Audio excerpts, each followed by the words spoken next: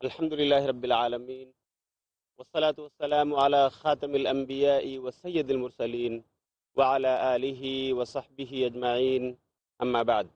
محترم حاضرین کرام، دینی و ملی بھائیوں، قابل قدر بزرگوں، خواتین اسلام اور پیس ٹی وی کے تمام ناظرین، میں اس نشست میں آپ سب کا استقبال کرتا ہوں۔ السلام علیکم ورحمۃ اللہ وبرکاتہ۔ ہمارے سامنے جو مقرر ہیں، ہم ان سے ناواقف نہیں، بلکہ وہ ہمارے ایک جانے مانے اردو کے خطیب ہیں۔ میں تھوڑی ہی دیر میں آپ کے سامنے آپ کے اس جانے مانے خطیب کو دعوت دوں گا، لیکن میں ان کے بارے میں مختصر تعارف آپ سے کرا دینا چاہتا ہوں۔ آپ کے سامنے جو خطیب ابھی چند لمحوں میں آ کر اپنے مواعظ حسنہ سے آپ کو مستفیض فرمانے والے ہیں، ان کا نام نامی ہے جناب شیخ ثناء اللہ مدنی۔ آپ نے حفظ قرآن کریم کا کورس جامعہ منصورہ مالیگاؤں سے مکمل کیا، اور آپ نے وہیں جامعہ منصورہ مالیگاؤں ہی سے سند فضیلت بھی حاصل کی۔ اس کے بعد سن 2002 میں آپ نے جامعہ اسلامیہ مدینہ منورہ سے فن حدیث میں گریجویشن کیا، اور وہاں سے آنے کے بعد آپ اسلامک ریسرچ فاؤنڈیشن کے زیر نگرانی چلنے والے اسلامک انٹرنیشنل اسکول میں بحیثیت ایک استاذ منسلک ہو گئے، اور بروقت آپ ایک استاذ کی حیثیت سے اسلامک انٹرنیشنل اسکول میں اپنی ذمہ داریوں کو نبھا رہے ہیں۔ اسی طرح آپ اسلامک ریسرچ فاؤنڈیشن کے زیر نگرانی چلنے والے شعبہ تحقیق میں ایک ریسرچ ایگزیکٹو کے طور پر بھی اپنی ذمہ داریوں کو نبھا رہے ہیں، اور آپ جانتے ہیں کہ وہ اردو پیس ٹی وی کے ایک اچھے اور مشہور خطیب ہیں۔ میں آپ کے اور ان کے درمیان نہ حائل ہوتے ہوئے زیادہ وقت نہ لے کر میں گزارش کروں گا جناب شیخ ثناء اللہ مدنی سے کہ آپ اسٹیج پر تشریف لائیں۔ جناب شیخ ثناء اللہ مدنی۔ اللہ اللہ اللہ اللہ اللہ اللہ اللہ كلما ناديت ياه قال يا عبدي أنا الله كلما ناديت ياه قال يا عبدي أنا الله الله الله الله الله الله الله كلما ناديت ياه قال يا عبدي أنا الله۔ آپ کے سامنے ڈائز پر جناب شیخ ثناء اللہ مدنی حفظہ اللہ تشریف لا چکے ہیں۔ آج کی اس نشست کا آپ کا موضوع ہے قبر آخرت کی پہلی منزل۔ موصوف اس موضوع پر اظہار خیال فرمائیں گے۔ میں التماس کرتا ہوں کہ آپ اس موضوع پر اظہار خیال فرماتے ہوئے تمام سامعین کو استفادہ کا موقع عطا فرمائیں۔ آپ کا موضوع ہے قبر آخرت کی پہلی منزل، اور آپ کے سامنے ہیں جناب شیخ ثناء اللہ مدنی۔ والسلام علیکم ورحمۃ اللہ وبرکاتہ۔ ان الحمد للہ نحمده ونستعینه من يهده الله فلا مضل له ومن يضلل فلا هادي له واشهد ان لا اله الا الله وحده لا شريك له وان محمدا عبده ورسوله اما بعد فان خير الحديث كتاب الله وخير الهدي هدي محمد صلى الله عليه وسلم وشر الامور محدثاتها وكل محدثة بدعة وكل بدعة ضلالة وكل ضلالة في النار۔ اعوذ باللہ السمیع العلیم من الشیطان الرجیم، بسم اللہ الرحمن الرحیم۔ یثبت اللہ الذین آمنوا بالقول الثابت فی الحیاة الدنیا وفی الآخرہ ویذل اللہ الظالمین ویفعل اللہ ما یشاء۔ رب اشرح لی صدری ویسر لی امری واحلل عقدۃ من لسانی یفقهوا قولی۔ رب زدنی علما سبحانک لا علم لنا الا ما علمتنا انک انت العلیم الحکیم۔ اللہم صل علی محمد وعلی آل محمد کما صلیت علی ابراہیم وعلی آل ابراہیم انک حمید مجید۔ اللہم بارک علی محمد وعلی آل محمد کما بارکت علی ابراہیم وعلی آل ابراہیم انک حمید مجید۔ محترم سامعین کرام، بزرگوں، دوستوں، ساتھیوں اور خواتین اسلام اور پیس ٹی وی کے کروڑوں ناظرین، میں نے آپ لوگوں کے سامنے سورہ ابراہیم سورہ نمبر 14 کی آیت نمبر 27 آپ پڑھی ہے۔ اس مناسبت سے میری تقریر کا عنوان ہے قبر آخرت کی پہلی منزل۔ سامعین کرام، اس عنوان کو انتخاب کرنے کی سب سے اہم وجہ یہ ہے تاکہ ہمارے دلوں کے اندر اللہ کا ڈر اور خوف پیدا ہو جائے۔ آپ یہ مت سوچئے گا کہ مولانا صاحب یہ تقریر کر رہے ہیں ہم لوگوں کو گھبرانے کے لیے۔ گھبرانے کی کوئی بات نہیں ہے، پریشان ہونے کی کوئی بات نہیں ہے، بلکہ ہمیں اور آپ کو وہاں کے لیے تیاری کرنی ہے۔ دنیا کے اندر جو ہم مست ہیں، اللہ تعالیٰ کو بھولے بیٹھے ہیں، ہمارے دل سخت ہو گئے ہیں، کاش کہ ہمارے دل نرم ہو جائے۔ بس یہی نیت ہے، یہی مقصد ہے اس عنوان کو انتخاب کرنے کا۔ پیارے نبی جناب محمد الرسول اللہ صلی اللہ علیہ وسلم ہمیشہ فرمایا کرتے تھے کہ لوگوں لذتوں کو کاٹنے والی چیز یعنی موت کو زیادہ یاد کرو۔ ایک حدیث کے اندر آیا، سنن ترمذی کتاب الزہد کتاب نمبر 34 حدیث نمبر 2307، اکثر ذکر حازم اللذات یعنی الموت، لوگوں لذتوں کو کاٹنے والی یعنی موت کو زیادہ سے زیادہ یاد کرو۔ تو آج کی تقریر کا مقصد یہی ہے کہ ہمارے دل نرم ہو جائیں۔ آج گھبرانے کی بات نہیں ہے، بلکہ دل کو نرم کرنے کی بات ہے۔ آپ خود غور کیجئے، ہم اور آپ اگر دنیا کے اندر ایک ملک سے دوسرے ملک میں سفر کرتے ہیں تو وہاں کے بارے میں جانکاری حاصل کرتے ہیں، پاسپورٹ بناتے ہیں، ویزا لیتے ہیں، اور جو لوگ وہاں کام کرتے ہیں ہم ان سے جا کے پوچھتے ہیں جی مجھے وہاں جانا ہے، وہاں کے بارے میں کچھ بتائیے۔ تو یاروں غور کرنا ہے، ہمیں اور آپ کو جانا ہے کہاں؟ وہی ہماری منزل ہے، جی قبر۔ کیا ہم نے تیاری کی ہے؟ کیا ہم نے سوچا ہے؟ کون سا پاسپورٹ ہم نے بنایا ہے؟ کون سا ویزا ہمارے پاس ہے؟ جی اس کے بارے میں تو کوئی جانکاری ہم کو نہیں دے سکتا۔ جانکاری دینے والا کون ہے؟ رب العالمین ہے۔ جانکاری دینے والا کون ہے؟ ہیں رحمت للعالمین جناب محمد الرسول اللہ صلی اللہ علیہ وسلم۔ اللہ تعالیٰ سے زیادہ سچی بات کس کی ہو سکتی ہے؟ سورہ نساء سورہ نمبر 4 آیت نمبر 122، ومن اصدق من اللہ قیلا، اللہ تعالیٰ سے زیادہ اچھی بات کس کی ہو سکتی ہے؟ سچی بات کس کی ہو سکتی ہے؟ اور رسول اللہ صلی اللہ علیہ وسلم سے زیادہ سچی بات، اچھی بات، معتبر بات کس کی ہو سکتی ہے؟ کسی اور کی نہیں ہے، کیونکہ پیارے حبیب جناب محمد الرسول اللہ صلی اللہ علیہ وسلم اپنی طرف سے کچھ بھی نہیں بولتے، بلکہ وہ تو وہی بولتے ہیں جو اوپر سے وحی کی جاتی ہے۔ اللہ نے کیا کہا؟ سورہ نجم سورہ نمبر 53 آیت نمبر 3 اور آیت نمبر 4، وما ينطق عن الهوى ان هو الا وحی یوحى، وہ اپنی خواہش سے کچھ بھی نہیں بولتے، وہ تو وہی بولتے ہیں جو ان کی طرف وحی کی جاتی ہے۔ تو آخرت کے بارے میں، مرنے کے بعد کی زندگی کے بارے میں ہمیں کوئی بتا سکتا ہے تو وہ ہیں پیارے نبی جناب محمد الرسول اللہ صلی اللہ علیہ وسلم، کیونکہ کوئی آدمی مرنے کے بعد زندہ ہو کے نہیں آیا کہ ہمیں بتا سکے وہاں کیسی گزرتی ہے، جی کوئی نہیں۔ تو ہمیں اور آپ کو وہاں کے لیے زیادہ تیاری کرنی پڑے گی، تیار رہنا پڑے گا، اور وہاں جانے کے لیے موت کا مزہ تو چکھنا ہی ہے۔ موت ایک ایسی حقیقت ہے جس کا انکار کسی نے کیا ہے اور نہ کر سکتا ہے۔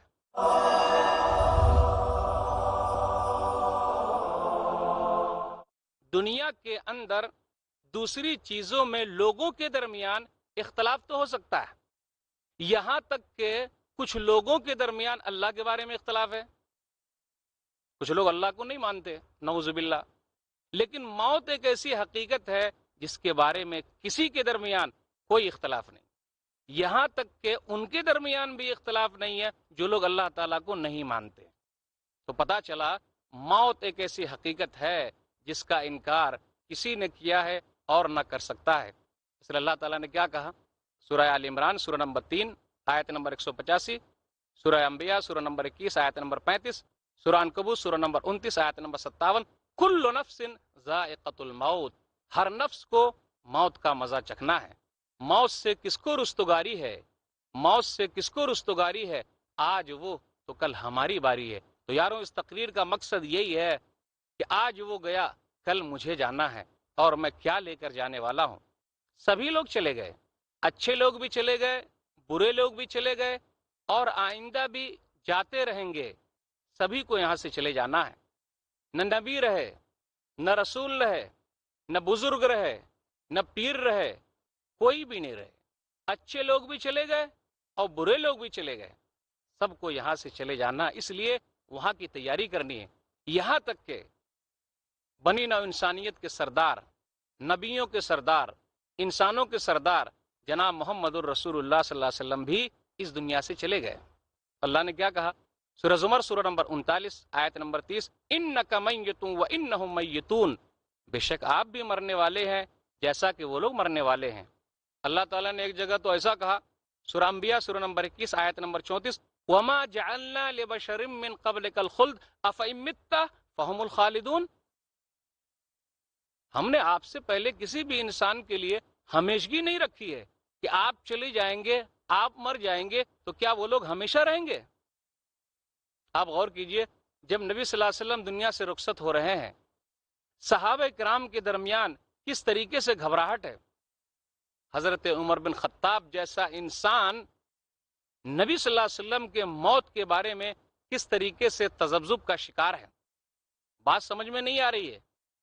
جی ان کو ٹھنڈا کس نے کیا ہے، حقیقت کو واضح کس نے کیا ہے تو پہلے خلیفہ حضرت ابو بکر صدیق رضی اللہ تعالیٰ عنہ نے۔ صحیح بخاری کتاب الجنائز کتاب نمبر 23 حدیث نمبر 1241 اور 1242، ام المومنین عائشہ رضی اللہ تعالیٰ عنہ سے روایت ہے، اور عبداللہ بن عباس رضی اللہ تعالیٰ عنہ سے روایت ہے۔ حدیث کے اندر آیا، ابو بکر صدیق رضی اللہ تعالیٰ عنہ نبی صلی اللہ علیہ وسلم کے پاس آئے، حجرے میں تشریف لائے، اور نبی صلی اللہ علیہ وسلم کو بوسہ دیا چادر کو ہٹانے کے بعد۔ اس کے بعد کیا کہا؟ بِأَبِي أَنْتَ وَأُمِّي يَا نبی اللہ لا يجمع اللہ علیک موتتین اما الموتۃ التي كتبت علیک فقد متها، میرے ماں باپ آپ پر قربان ہو جائے، اللہ تعالیٰ آپ پر دو موت طاری نہیں کرے گا، یہ پہلی موت جو آپ پر آ چکی ہے۔ عبداللہ بن عباس رضی اللہ تعالیٰ عنہ کی حدیث ہے کہ عمر بن خطاب رضی اللہ تعالیٰ عنہ سے ابو بکر صدیق رضی اللہ تعالیٰ عنہ نے کہا بیٹھ جائیے، فابا، تو انہوں نے انکار کیا، بیٹھ جائیے، پھر انہوں نے انکار کیا۔ اس کے بعد ابو بکر صدیق رضی اللہ تعالیٰ عنہ کھڑے ہو گئے، خطبہ دیا، اما بعد فمن كان منكم يعبد محمدا فإن محمدا قد مات ومن كان يعبد الله فإن الله حي لا يموت، اما بعد، تم میں کا کوئی بھی آدمی جو محمد صلی اللہ علیہ وسلم کی عبادت کرتا تھا، ان کو مانتا تھا، وہ جان لے کہ وہ دنیا سے رخصت ہو گئے ہیں، اور جو کوئی تم میں کا اللہ کی عبادت کرتا تھا، وہ جان لے کہ اللہ تعالیٰ زندہ ہے، کبھی نہیں مرے گا۔ اس کے بعد سورہ ال عمران سورہ نمبر 3 کی آیت نمبر 144 تلاوت کی، وما محمد الا رسول قد خلت من قبلہ الرسل افإن مات او قتل انقلبتم علی اعقابکم، محمد صلی اللہ علیہ وسلم اللہ کے رسول ہیں، اس سے پہلے بھی رسول گزر چکے ہیں، کیا وہ مر جائیں یا قتل کر دیے جائیں تو کیا تم لوگ لوٹ جاؤ گے؟ عبداللہ بن عباس رضی اللہ تعالیٰ عنہ کہتے ہیں کہ جب ابو بکر صدیق رضی اللہ تعالیٰ عنہ نے یہ آیت تلاوت کی تو لوگوں کو یہ لگا یہ پہلی مرتبہ اتر رہی ہے۔ جب انہوں نے بتایا تب لوگوں کو پتا چلا، فما يسمع بشر الا يتلوها، تو پتا یہ چلا نبی بھی چلے گئے، بزرگ بھی چلے گئے، اچھے لوگ بھی چلے گئے، برے لوگ بھی چلے گئے۔ شاعر کہتا ہے، نہ گورے سکندر نہ ہے قبر دارا، نہ گورے سکندر نہ ہے قبر دارا، مٹے نامیوں کے نشان کیسے کیسے، ہر ایک کے نام و نشان مٹ گئے۔ پتا یہ چلا ہمیں اور آپ کو وہاں کے لیے تیاری کرنی ہے۔ کیا لے کر جا رہے ہیں ہم اور آپ؟ وہاں کیا لے کے جائیں گے؟ کیا تیاری ہے ہمارے پاس؟ کون سا خزانہ ہم نے جمع کر کے رکھا ہے؟ یاد کیجئے گا، کیا کیا دنیا سے صاحب اموال گئے، دولت نہ گئی ساتھ، نہ اطفال گئے، پہنچا لحد تک تو آئے سب لوگ، ہم راہ اگر گئے تو اعمال گئے، ہمارے نیک اعمال ہی ہمارے ساتھ جانے کے لیے تیار ہیں۔ اب ہماری گھڑی آ چکی ہے، اللہ تعالیٰ نے موت کا وقت جو متعین کیا تھا وہ دن آ چکا ہے، افسوس کرتے ہوئے دنیا سے رخصت ہو رہے ہیں۔ عمر دراز مانگ کے لائے تھے 4 دن، عمر دراز مانگ کے لائے تھے 4 دن، 2 آرزو میں کٹ گئے اور 2 انتظار میں، اس لیے یاد رکھیے گا تیاری کرنا ہے، موت وقت پر آئے گی۔ آپ دیکھ لیجئے جب موت آتی ہے تو کیسے آتی ہے، کتنے لوگوں کی موت تو ایسے آتی ہے تعجب ہوگا سن کر، شام کے وقت رات کے وقت سوئے ہیں، اچھے خاصے ہیں، ہٹے کٹے ہیں، صبح ہونا نصیب نہیں ہوا، صبح کے وقت نکلے معمول کے حساب سے اپنے کام پر جا رہے ہیں، شام کے وقت واپس نہیں آئے، نہ جانے کتنی باراتیں شہنائیوں کے ساتھ گھر سے تو نکلتی ہیں لیکن واپسی میں صف ماتم ہوتا ہے۔ یاد کیجئے جب کسی کا انتقال ہو جاتا ہے تو کہیں معصوم بچے یتیم ہو جاتے ہیں، تو کہیں سہاگنوں کا سہاگ اجڑ جاتا ہے، تو کہیں بوڑھے ماں باپ بے سہارا ہو جاتے ہیں، تو کہیں بھیا بہنا کا دیکھ بھال کرنے والا بھائی دنیا سے رخصت ہو جاتا ہے۔ لیکن مومن کے لیے یہ ہے چاہے جتنی بڑی مصیبت آئے صبر کرنا ہے، اور صبر ہی ایک ایسی چیز ہے جس کا پھل سب سے زیادہ میٹھا ہے۔ سورہ بقرہ سورہ نمبر 2 آیت نمبر 155 سے آیت نمبر 157 تک پڑھیے۔ وَلَنَبْلُوَنَّكُمْ بِشَيْءٍ مِّنَ الْخَوْفِ وَالْجُوعِ وَنَقْصٍ مِّنَ الْأَمْوَالِ وَالْأَنفُسِ وَالثَّمَرَاتِ وَبَشِّرِ الصَّابِرِينَ الَّذِينَ إِذَا أَصَابَتْهُمْ مُصِيبَةٌ قَالُوا إِنَّا لِلَّهِ وَإِنَّا إِلَيْهِ رَاجِعُونَ أُولَٰئِكَ عَلَيْهِمْ صَلَوَاتٌ مِّن رَّبِّهِمْ وَرَحْمَةٌ وَأُولَٰئِكَ هُمُ الْمُهْتَدُونَ۔ ہم تم کو آزمائیں گے ڈر کے ذریعے، بھوک کے ذریعے، پھلوں میں کمی کر کے، جانوں میں کمی کر کے، اور آپ صبر کرنے والوں کو خوشخبری سنا دیجئے۔ جب بھی مصیبتیں آتی ہیں تو وہ یہی کہتے ہیں ہم اللہ کے لیے ہیں اور اللہ ہی کی طرف لوٹ کر جانے والے ہیں۔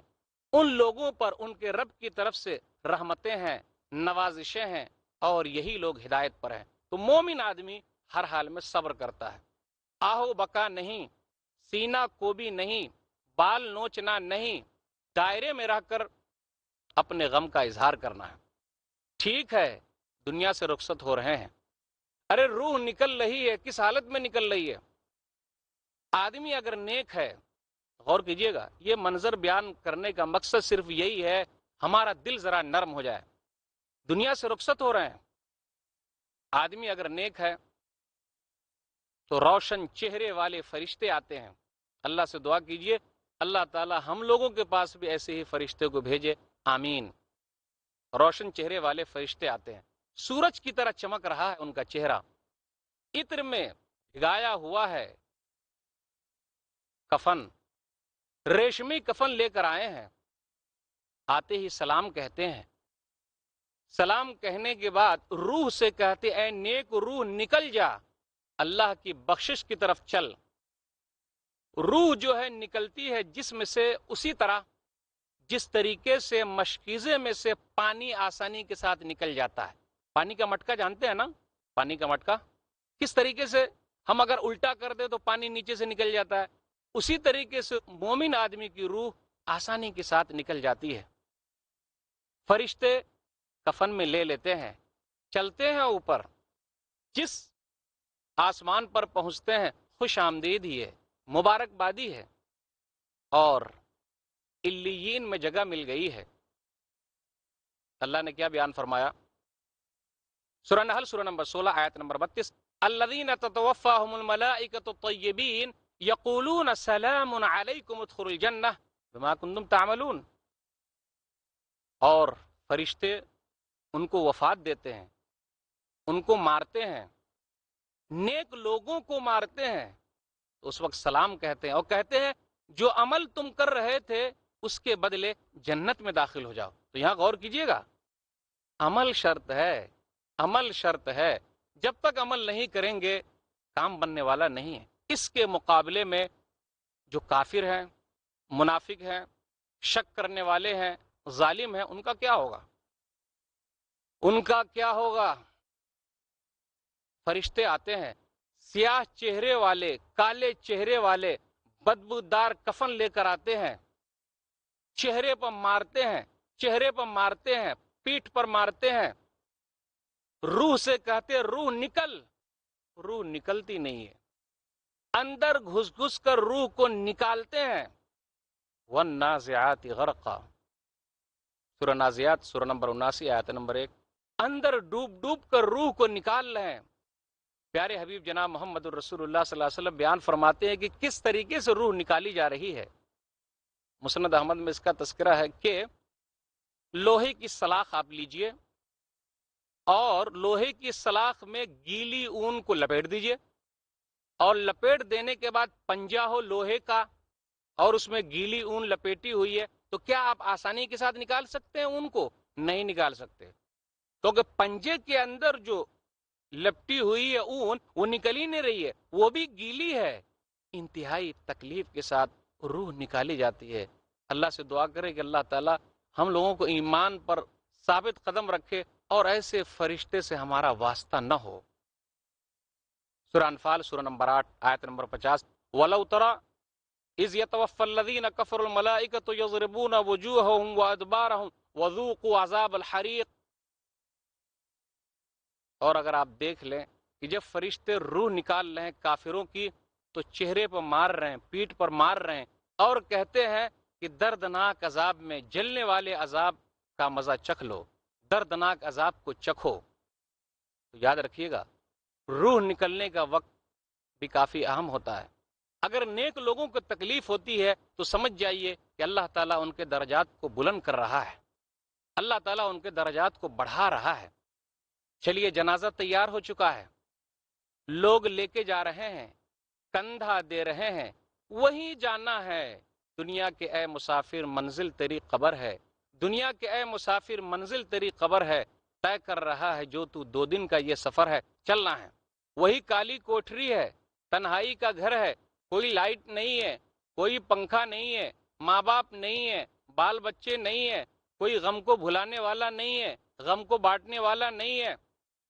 غور تو کیجئے، چھوٹا سا گھر ہے، دیکھنے میں تو چھوٹا لگتا ہے لیکن اندر سے کیا کہنا، نیک لوگوں کے لیے رحمت ہے اور برے لوگوں کے لیے زحمت ہے۔ نیک لوگوں کے لیے جنت کا ایک حصہ ہے اور برے لوگوں کے لیے جہنم کا ایک ٹکڑا ہے۔ آپ کو لگتا ہے کیا ہو رہا ہے اس کے اندر؟ کوئی بھی نہیں ہمارا ساتھ دینے کے لیے، کیڑے مکوڑے ہیں، سانپ اور بچھو ہیں، اندھے گونگے بہرے فرشتے ہیں۔ تیاری کر لیجئے کیا لے کے جا رہے ہیں۔